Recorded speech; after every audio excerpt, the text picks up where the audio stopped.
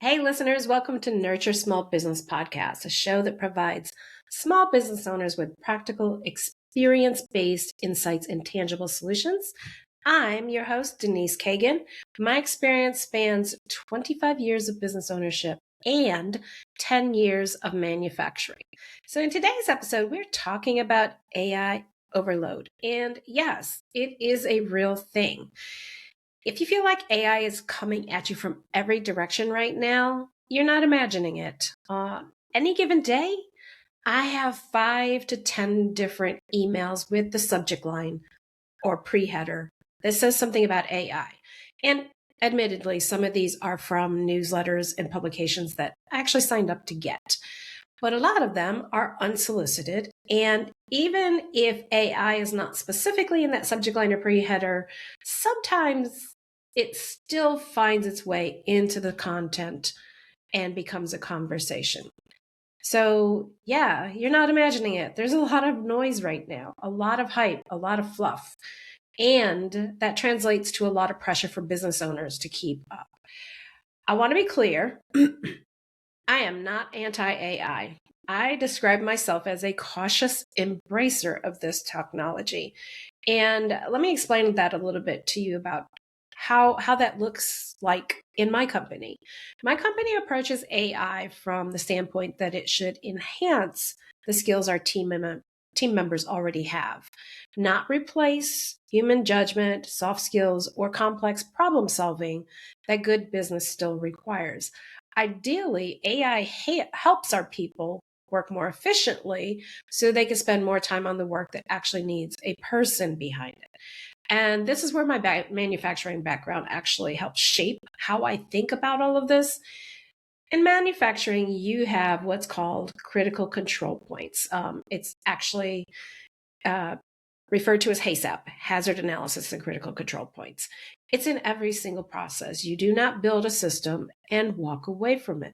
You monitor it, you check it, you make sure it's working the way it's supposed to. And that QA training has served me very well in business. I think it applies, not I think, I know it applies directly to automations and in particular to AI. You cannot set up an AI workflow and assume it is going to flawlessly run on its own. It still needs oversight.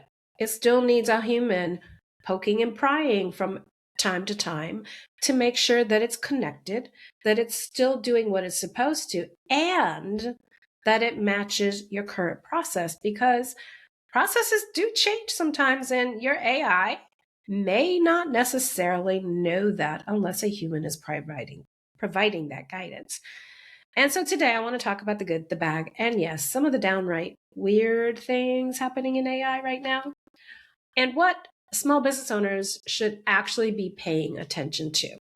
So hang in here with me, because there's some very critical things near the end of my podcast that I'm going to talk about that could impact you as a business owner. Let's start on the cautious side of the conversation, because you are using AI. You have to build trust in the tools that the tools that you're using. I promise you, trust matters when it comes to AI. An example that caught my attention recently was the Anthropic breach. And you may have followed that story. You may not be aware of that story. The point of it is largely that when AI tools are being used in high stakes industry, security cannot be an afterthought.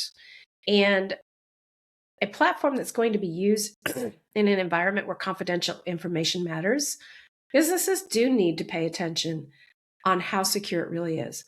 And I suggest that every business owner treat your client information and your processes as confidential information. Anthropic's breach occurred on the cusp of being rolled out to financial institutions. I bet someone there messed their pants when they realized just how close they came to an enormous kerfuffle. Then there is the privacy side, and this is where things start to feel a little strange. I read an article in The Verge about Google Spark. Remember, I told you I subscribe to all these things. And one example that described was a vacation itinerary, stating that, most platforms make it very generalized and focused on, the 5 or 6 top places. This one, however, became incredibly personalized, and not just helpful personalized, but deeply personalized.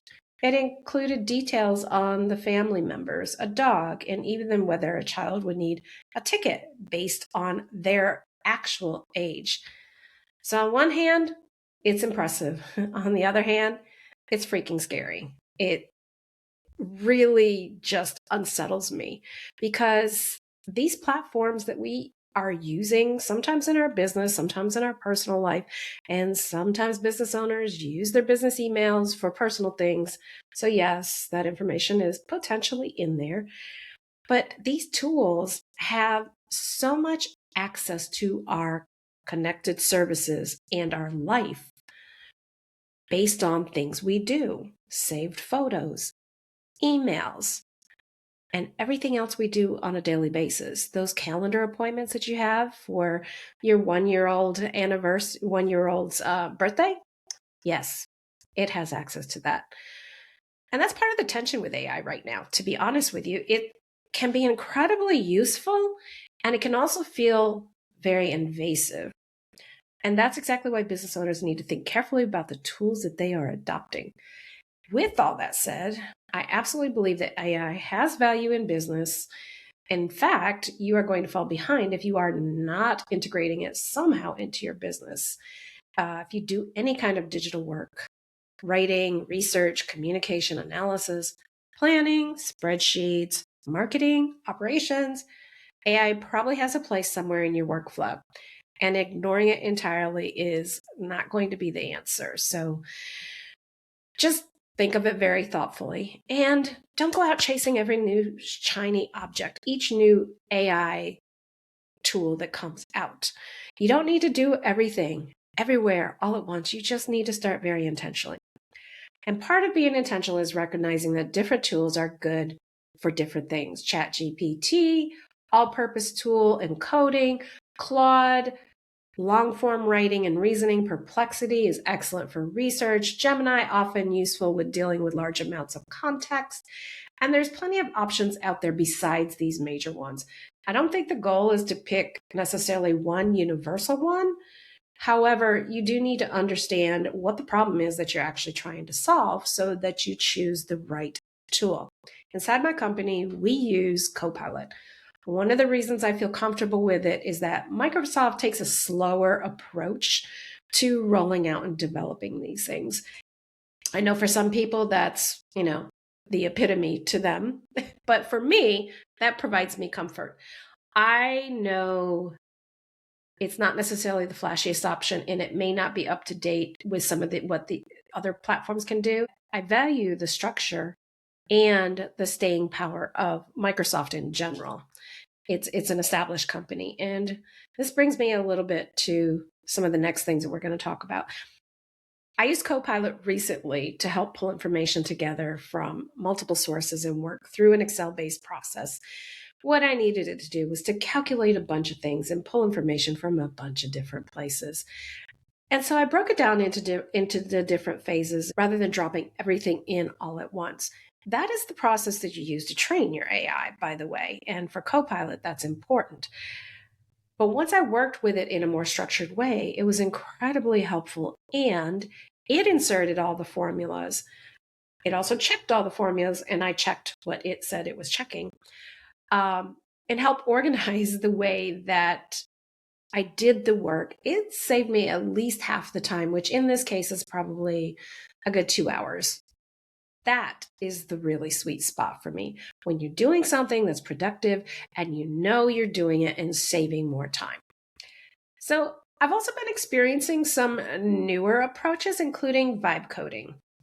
This was introduced to me, I've heard the term, but this was introduced through a colleague, and we were talking about it, and she shared that, hey, we use this platform called Base 44, and she told me about the app that it created for her business. And I was like, okay, let me see if I can do something with this. Well, if you've not heard of vibe coding before, first let me explain to you what that means. That means, in the simplest of terms, that you are talking into an interface or typing. and describing what it is you are trying to build.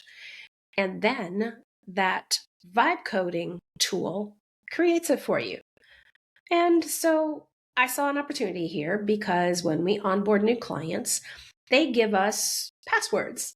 And if they forget to give it to us during their onboarding, or they can't remember, which never happens, just kidding, then we have to have a way to get it. And we tell them all the time not to email it because that's not secure. So I looked at this as a dashboard where the clients can go ahead and enter that information in a secure way. Went into base 44, looked at it, described that, and that's pretty much exactly what it was. So in this case, I was trying to solve a very specific problem. Now, here's where I want to shift to what I think might be the bigger issue here for the business owners. The question is just not just whether a tool is useful, but whether it's actually going to still be around. I'm going to let that sit with you for a minute. Is that tool going to still be around? There has been a lot of conversation about whether we are in some kind of AI bubble.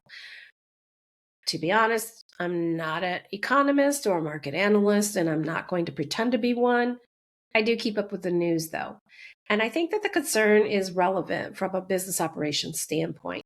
We have seen before during the dot-com era, the NASDAQ drop from a 600% spike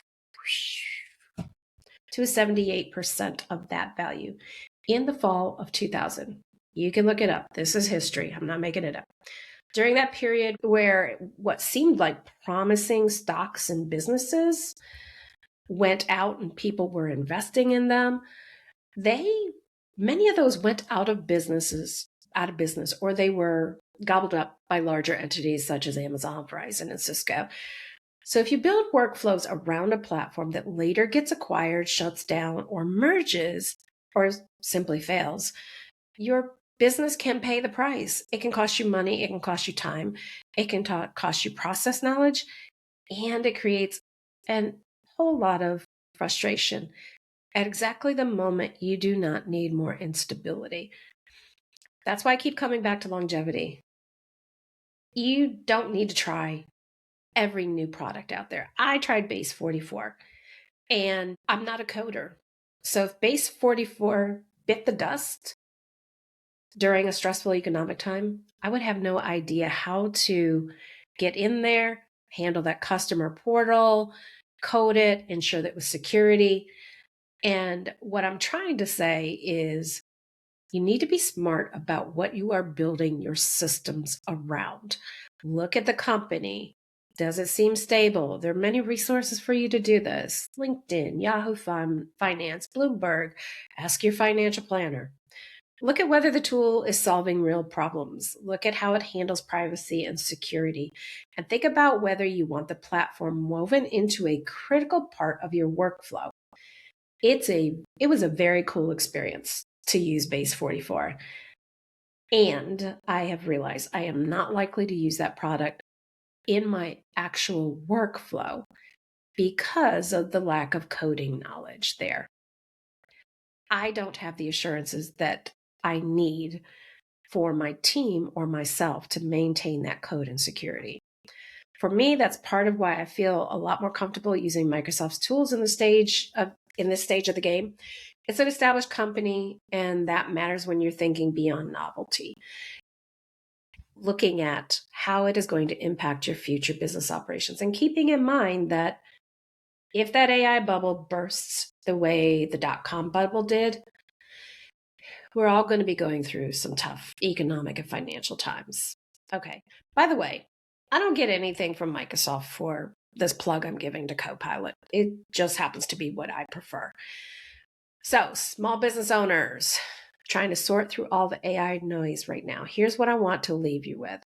Start small, test thoughtfully, monitor closely, choose the tools that align with your actual business needs, and do your homework. Stay curious and don't confuse all that hype and fluff for functionality or stability. AI can 100% help your business. I'm a true believer of that. And the smartest approach is to not change every shiny new tool that comes along. Adapt that technology in a way that's thoughtful, secure, and sustainable. And in the end, the question is not whether AI can help your business, because it can. The real question is whether you're using it in a way that truly supports the future of your business. Check out the show notes. We'll have some AI training information there with a code that'll give you a discount if you're interested. Again, this is Denise, and I thank you for stopping by Nurture Small Business.